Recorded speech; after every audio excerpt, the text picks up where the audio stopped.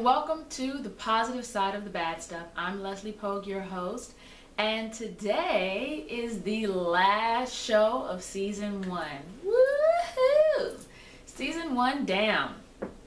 I've had a great time getting started with you guys. I hope you tune in to season 2. That's going to be coming right around July, I believe. So I'll keep you posted on that. But let's get started talking about what we're going to discuss today, which is the last step, the step 4 for the Stop Shooting on Yourself series. The first step was to identify your truth, or your T. The second step was to understand and identify your motivators and your obstacles and make sure that they're not the same thing. And if they are, understand how to use them to your benefit. The third step was to build a strong bench. Every strong team, every strong musical group, every strong organization has a strong bench. And that's what you want to build. Now, once you've done all those things, then step 4 comes into play. Step 4 is utilizing your resources. Because once you've identified your truth, you've understood your obstacles and your motivators, and you have built your team, then you can start utilizing your resources. And some of those resources are actually on your team, which is the point, actually. Ideally, you want to surround yourself with people who have strengths where you have room to grow. So our fourth step is to utilize your resources. Now, resources come in various different ways.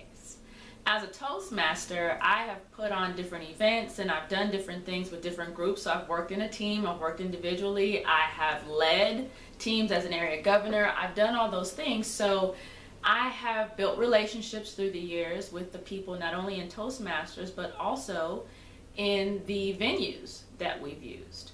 So you want to, and think back to all the birthday parties and the baby showers and the events, the anniversaries, or just events that you've planned yourself. Think back to those people that you have already connected with and utilize those resources again for whatever it is that you want to do. Because here's where you get discounts. Here's where you get that extra front of the line service, you know what I mean, with people that you've already built relationships with. That's what's so important about being successful and to not should on yourself, is to have those strong relationships already baked in, or start building them as you go along. So check out the venues that you have or you need. Talk to your friends and friends of friends. Tell a friend, hey, this is what I'm planning to do. Do you know anybody that can help me with that? That's where your team, that's how you use your team. That's where your team is strong. Being able to, network with other people that get you to your goal line, and that's really what's helpful. Resources are also in the form of books, webinars, tapes. I know tapes are kind of out of style now, really. You got podcasts more than anything. But don't be afraid to spend some time understanding whatever it is you are embarking upon. What I mean by that is you don't have to get a PhD in it, basically. You don't have to become the subject matter expert in knitting if that's what you are starting to do, or crocheting or pottery or whatever it is. But you do want to understand the basic concepts. You want to understand the terminology. You want to understand what you should be doing, and those people in that hobby, that field, that career, that thing out there that you are embarking upon that is already at the level you want to get to. So utilize your resources where that's concerned. Pick up a book, look at webcasts, podcasts, webinars. Spend a little bit of money on classes, I would say, because you getting educated in what you're doing, especially if it is a career, if it's just a hobby, that's one thing. And even as a hobby, you do want to find joy in it. And we find more joy in something when we are at least marginally proficient at it. When utilizing your resources, don't be afraid to revisit old favorites as well. Here's another tip, and this is going to sound like total self-promotion. I don't care. This is to all of you out there who have written books and have resources that you have provided, be it blogs, be it newsletters, whatever it is, be it books, audio tapes, whatever it is, YouTube videos, whatever they are. Don't be afraid to revisit your own resources. I like to pull up my own books every once in a while because, and right now I'm working on a workshop for the 28 Days to Happy, so look out for that coming up in the future as well. But it doesn't hurt to revisit what you've already talked about. This one is blogs, so this is a nice compilation of blogs, and then the 28 Days to Happy walks you through 4 phases of getting to your happy. And that's so helpful because it also reinforces your own message. It reminds you of what you stand for, of what your platform is, what your goals are, what you're seeking. So don't be afraid to revisit your own resources. Revisit old resources, self-help books, resources that you get from trainings. I know Power Phrases is a wonderful, powerful tool that I use. It helps me with how to say no, how to put things together, how to address people in assertive language. Also, we all have, I won't assume that we all have one, but between our phones and our iPads and all these other technological wonderful tools, we also have our library of books that we have when you carry them with you. I carry mine both on my iPad and on my phone, so it doesn't matter where you are. When someone recommends a resource, you don't necessarily have to buy it right then, but make a note of it and put it in your list of things to do. I keep a list of restaurants I like and books I like, not sporting events, but venues that I like. For instance, I went to a comedy club yesterday, and it wasn't open. I went to it. A friend of mine was doing some filming there, and I never heard of it. It's right in my own neighborhood, and I've passed by it a million times. Never knew it was there, never went to it, and it's right there in my own neighborhood. So revisit your area, revisit your life, revisit what you've read, the places you've gone, because these are resources as well. Find those resources, have them handy, and use those so that you're not shooting on what to do, where to go, who to reach out to, and how to move to the next level. So those are your resources.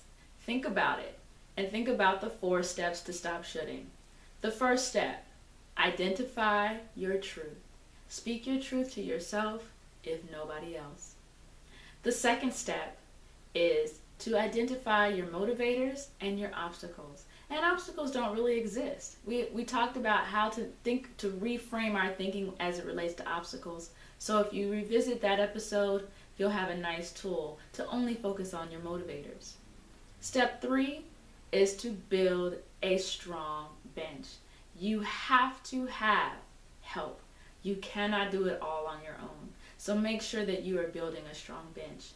And 4th, what we talked about today, utilize your resources, the people in your life, the books that you've read, webinars, seminars, trainings, restaurants, theaters, venues in your area and outside your area.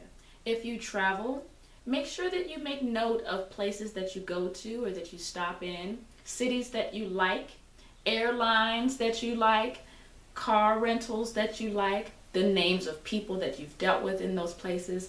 All of these are resources. So by utilizing all 4 steps to stop shooting on yourself, you will move toward your goals faster. And you'll not be that person that's a poor me person. You'll not be wondering why you're stalled.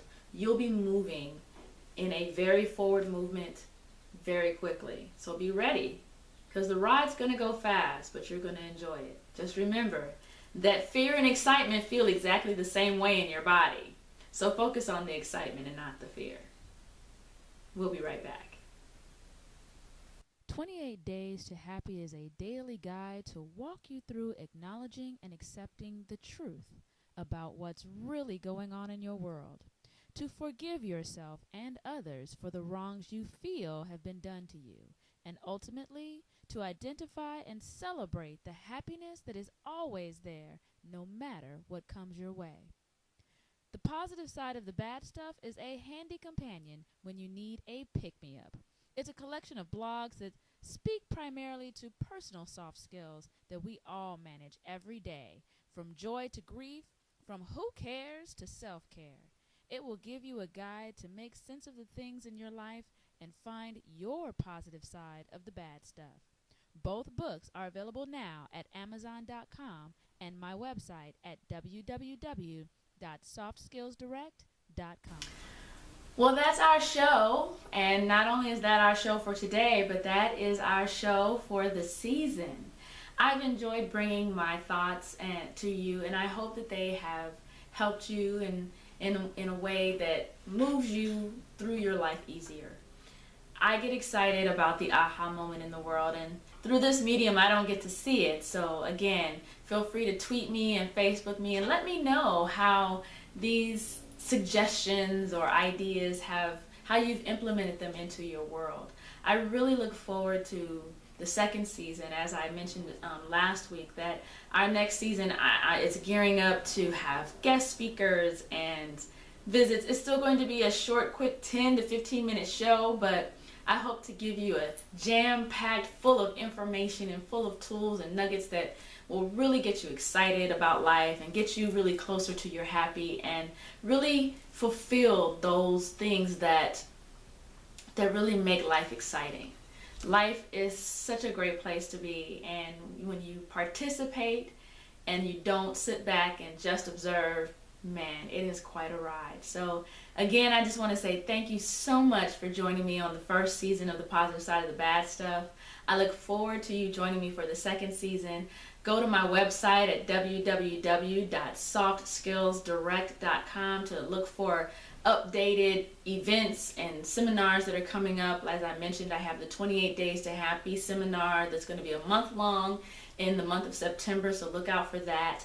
And again, as always, go, be, do.